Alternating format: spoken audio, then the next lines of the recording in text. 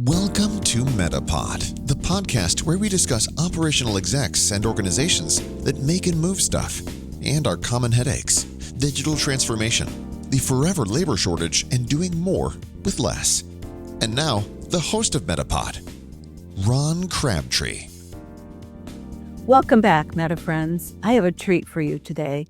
I have Ben Harmsen with me today, sharing a specific case study around solving this tariff issue. Ben's going to share how to hold the line while protecting margins and supply during a tariff increases.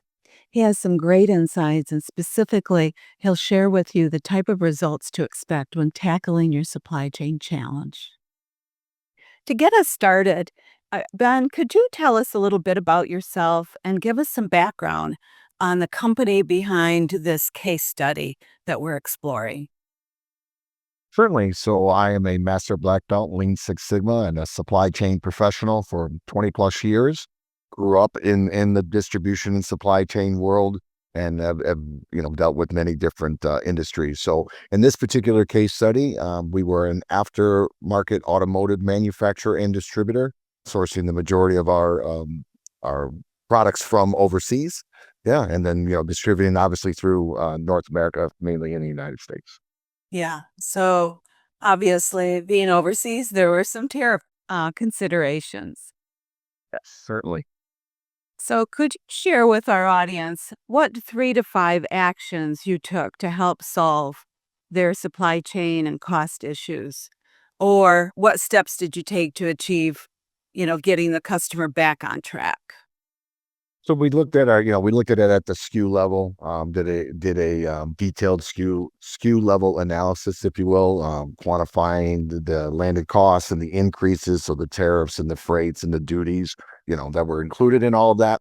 We built, I guess you could refer to it as a rapid scenario model, where how we were going to absorb certain costs, pass through the price in some instances, or just reconfigure the supply chain to try to reduce or limit as much as we can what was happening.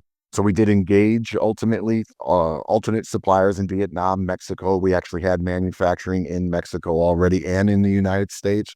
So we looked at that from just a diversification perspective, excuse me. We did conduct what we called a tariff engineering review, so HTS classification, and exploring how we shipped from light assembly or packaging from overseas into Mexico to the United States to qualify under the USMCA. And then lastly, we adjusted some of our transportation strategies so that we increased our safety stocks because of the delays. So we put more in-house, shifted from full container load in some instances to a mix of light container load or even air freight where it made sense. And then we secured more pre-booked container slots. So, it was more costly, but ultimately, it kept us ahead, I think, of where most were at the time. Cool.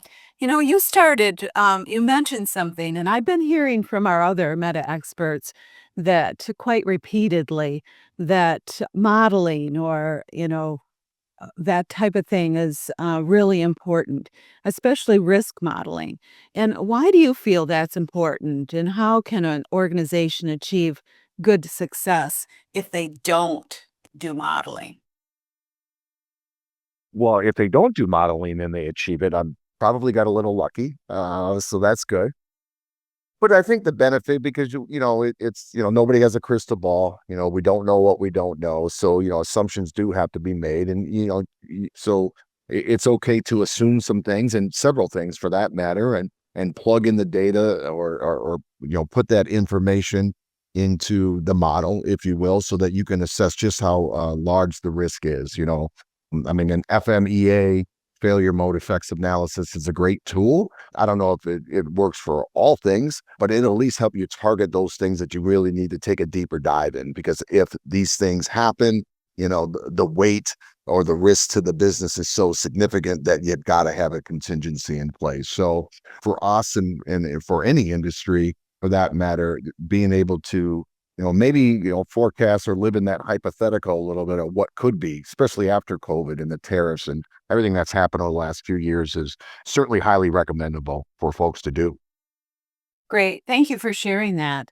So, what was the outcome of all the things you did? What kind of results did you get for this company after you put in those new strategies? What was the results? So we protected 80 million plus in our annual revenue lines. We limited price increases. There were some to just under about 10%, despite some of those major inputs and cost spikes. We've reduced our exposure to China by right around 15% within the first year, and ultimately, built a roadmap for nearshoring and long-term supply chain resilience. So, I'd call it a win for sure, as challenging as it was, and where they're at today. I'm going to assume they're continuously improving upon the foundation we created for them. Great. So, how did the results compare to your initial expectations? You know, they met the expectations because we just knew that we had to do something, and couldn't really say very specifically what the goal was, other than we were going to do the best we can with what we had, and see where that took us. And there were some lessons learned, potentially things we could have did better, but all in all, from an expectations, it met our expectations. I think going back to the lesson learned was simply, we weren't thinking this way prior to, it was reactive as soon as this happened. So, we learned that, we have to be more proactive, and, just because it hasn't happened doesn't mean it won't, and at least have some contingencies in place for that. Yeah. So you mentioned you might have done some things differently. What would you have done differently if you could do it over? Well, I think when we look at just like a BCP, so the business continuity plan, to have like scenarios, whether it's tariffs, whether it's major supply chain disruptions, like a pandemic, I mean, again, I don't think anybody saw that coming the way it did. So, just again, going through those scenarios and then looking at the risk, I mean, I think for so long with things coming from overseas, nobody really understood what kind of the lack of control that we had putting everything over there and what would happen if there was a disruption. So again, learn that. So again, I think it's being proactive, thinking about what could be, even as silly as it may sound, because, just a few years ago, I'm sure most of us were saying, well, that would never happen. And then, we walked right into it. So That's right. That's right. So I have one more question before we wrap up. What should our audience take away from your case study, and how might they apply it to their situation? So, supply chain resilience, it isn't a one and done fix. It is something, it's a mindset, and it's something you have to continuously look at, scrutinize, and measure where those risks are, both factual and potentially hypothetical. And don't wait for a perfect solution in a crisis, act decisively on what and learn as you go.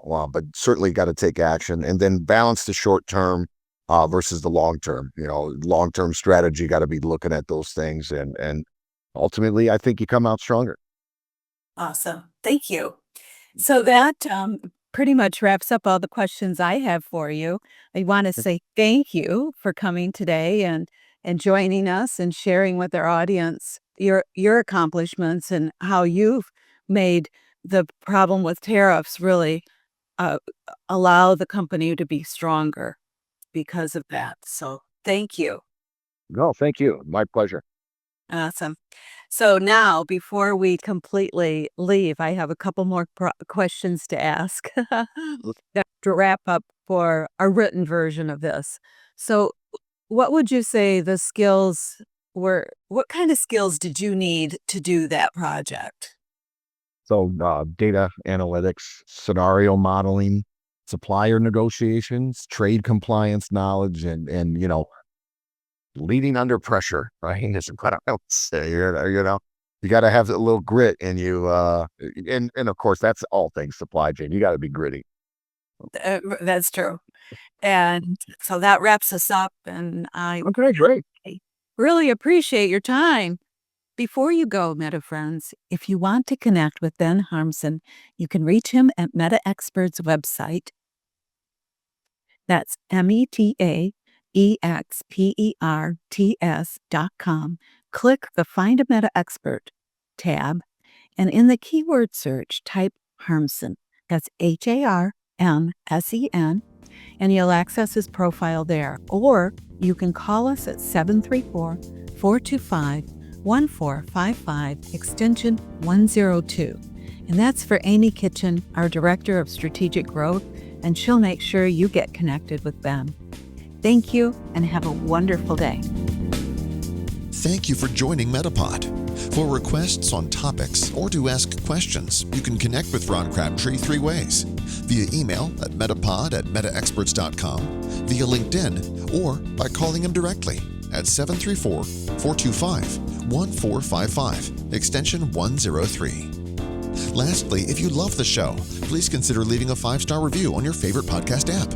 We truly appreciate all your support.